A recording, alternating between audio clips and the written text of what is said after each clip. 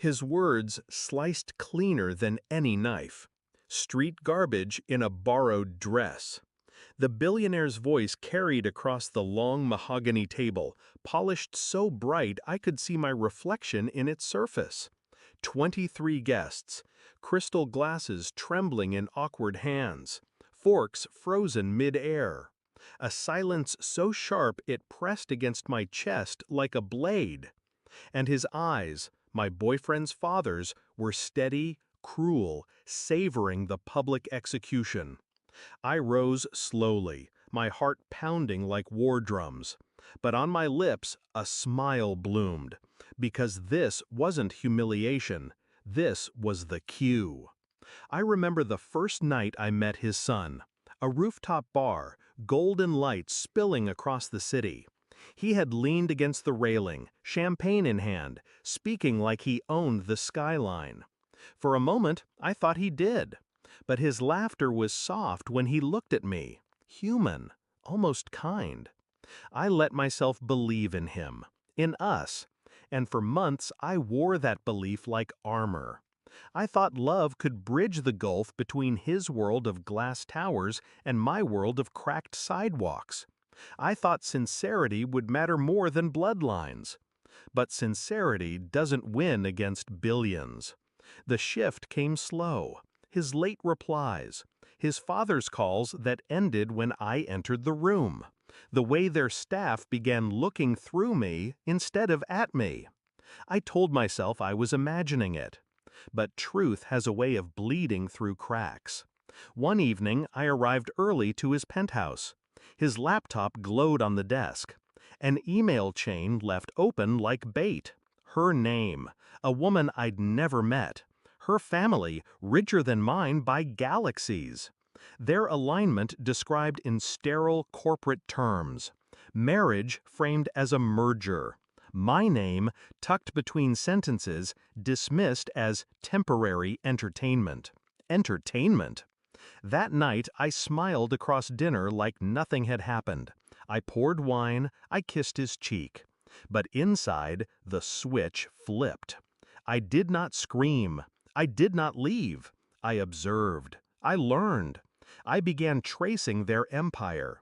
Not the glittering skyscrapers they paraded, but the bones beneath. The shell corporations, the lawsuits buried, the creditors whispering in shadows. I followed their paper trails the way a hunter tracks blood in snow. And I found it. Weakness. A real estate deal, dirty, fragile, hinging on silence. Bribes signed with trembling pens. If exposed, it would burn their legacy to ash. But timing is everything. So I smiled at the patriarch in boardrooms, laughed at his cruel jokes, even let him call me charity case to my face. Every insult was gasoline I stored for the fire to come. And now here we were. His insult had dropped into the room like a grenade. The guests, politicians, bankers, influencers, shifted in their seats, unsure if they should laugh, cough, or choke. I stood tall, the silk of my borrowed dress whispering against my legs. My smile widened. "Funny," I said softly, not loud, but clear. A whisper in a hall where whispers start wars. I set my glass down. Because street garbage doesn't usually own half the land your new development is built on. The air fractured. Heads snapped toward me. His eyes flickered, just for a second. He hit it fast, but I saw. I leaned forward, calm, deliberate. I warned the city council that your permits were forged. They didn't believe me until I sent them copies of your private accounts. Offshore, untaxed. Gasps rippled down the table. I stepped closer, placing my hands flat against the gleaming wood. By tomorrow, headlines will brand you the king of fraud.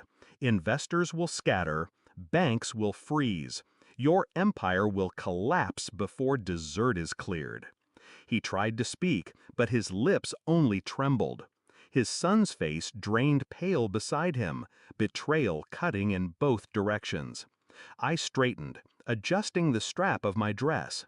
"Street garbage, you said?" My voice was soft, cold. Funny thing about garbage, it knows how to rot empires from the inside. The room erupted. Chairs scraped, guests whispering in frantic waves. Some fled, some lingered, hungry for the bloodbath. I turned my back on him, on them. My heels echoed against marble as I walked toward the door, every step steady, deliberate, final. I didn't look back. I didn't need to, because I knew by sunrise their name would be poison, their legacy, ashes. Do I regret it? No. Love blinded me once.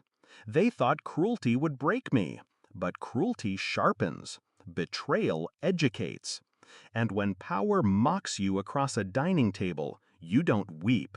You rise, you whisper, you burn it all down with a smile. Empires don't fall with thunder. They fall with a whisper. And tonight, that whisper was mine.